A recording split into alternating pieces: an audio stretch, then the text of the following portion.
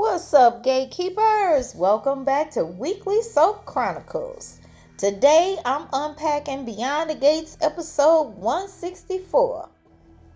We've got Leslie's heart on her sleeve and maybe back on Ted's doorstep. What is Vernon up to? The off-key clue.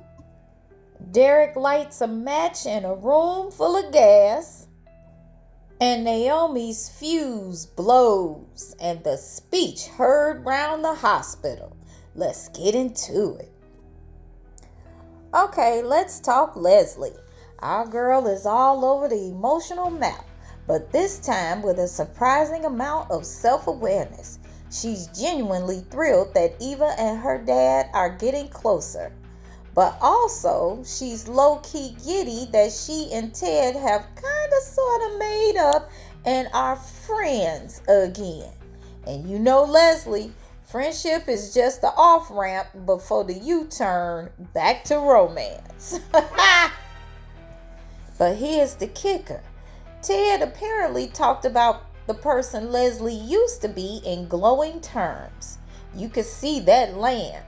For Leslie, that's not nostalgia, that's permission to hope. Then we got that powerhouse scene with Eva. Eva admits Ted and Leslie had something solid until she got pregnant, and Leslie shuts down the blame game fast. She says, when you raise a child on your own, you are at war with the world, and it was you and me against a world that did not want us. Trisha Mann Grant and Amber Michelle are an on-screen dynamic duo, and I love to see it. So, Gatekeepers, are you team second chance for Leslie and Ted? Or should Leslie keep it cute and keep it moving? She should really keep it moving. Word on the curb is Ted and Shanice are supposed to be getting together. Now, Vernon starts the episode whispering into a secret phone call, assuring someone he knows what he's doing. Okay, that's never good. Don't worry about it. I got this. I know what I'm doing. Meanwhile, Anita's playing the piano like a stressed out angel while Vernon massages her shoulders and dreams up a summer home. Sounds sweet until he starts singing off key, and Anita looks like she just heard a smoke alarm in a cathedral. Anita praises his real strength.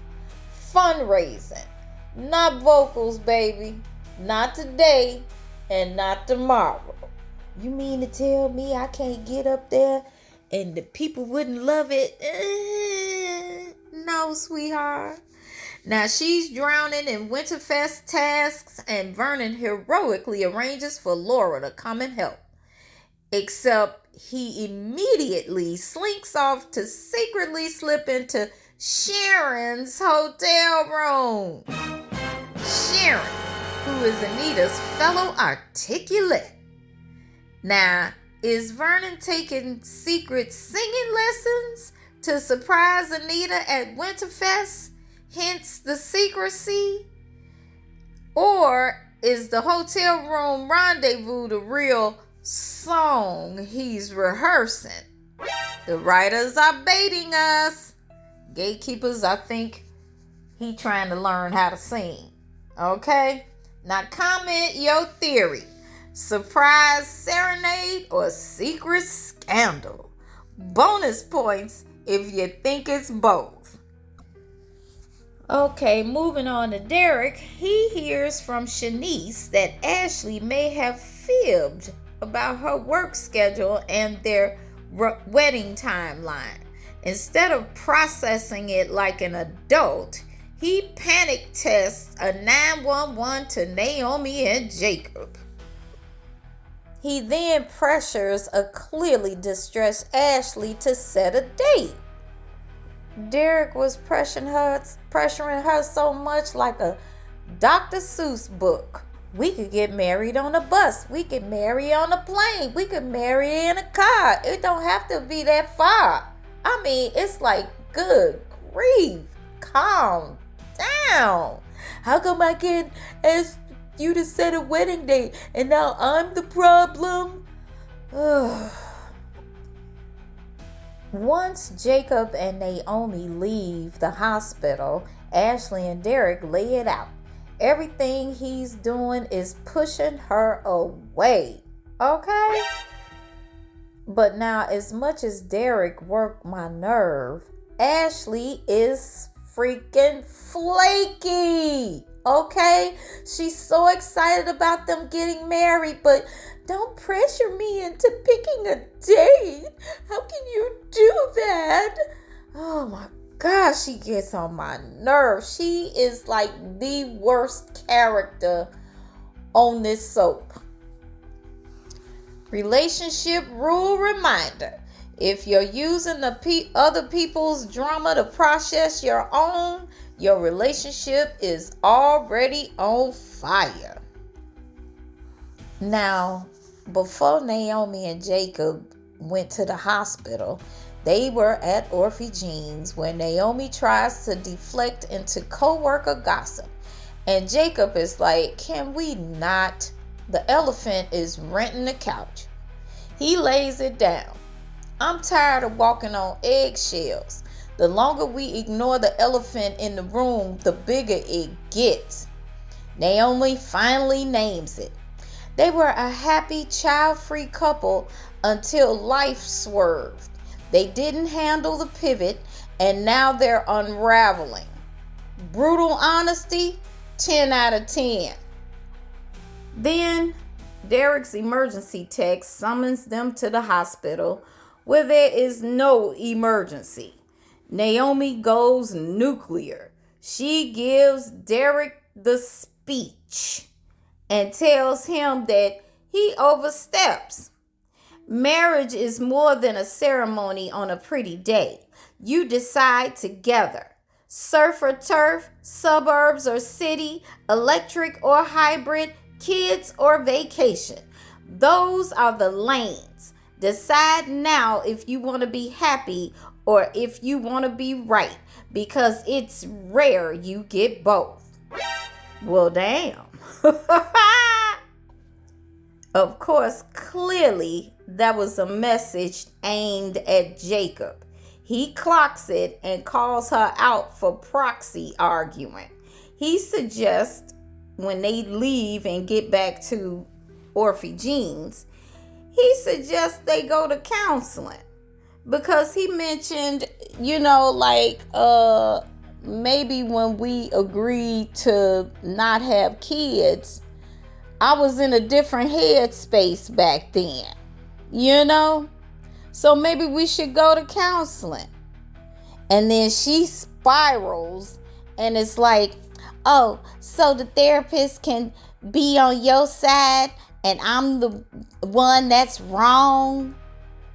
He says, well, maybe it'll help us, kind of communicate and work through the tension that we having. And she says, maybe you're the one who needs to work through these new tense feelings because nothing's changed with me. Ooh, Naomi. Oh my gosh. Now this chick is getting on my nerve for real, okay? She is so upset at the fact that Jacob almost changed his mind about having a kid. Why you so mad at him? Okay? Jeez. And again, I say, if she did not want children and she's so adamant about not having children, then she should have either one, got her tubes tied, or two, when she took that first pregnancy test, she was supposed to be making an appointment at the clinic, and Jacob would not have known anything. But as soon as she took that test and it showed that she was pregnant, it was like she couldn't wait to show him. So showing him, he was going to be like, okay, so what we going to do? You know what I'm saying? If she didn't want it, she was going to end up getting rid of it. So what was the whole point of all of that? Again, I say she is going to ruin their marriage, and Jacob needs to divorce Naomi, because the relationship in her mind is over, basically. So in other words, Naomi is clinging to the old agreement, child-free, conflict-free, and Jacob is grieving. They're not on the same page about the plot twist in their marriage. So gatekeeper check. Who did you side with in that scene? Naomi's principled stand or Jacob's plea to face reality together? And that's a wrap on episode 164 of Beyond the Gates. Should Leslie risk her heart again with Ted or protect her peace? Is Vernon planning the sweetest Winterfest surprise or the messiest reveal? And can Naomi and Jacob survive a values pivot, or is this their breaking point? If you like this recap, hit that like button and subscribe to the channel and hit that notification bell so you never miss a recap with a little bit of flair. Until then, keep secrets off speakerphone and your Winterfest tickets handy. See you beyond the gates.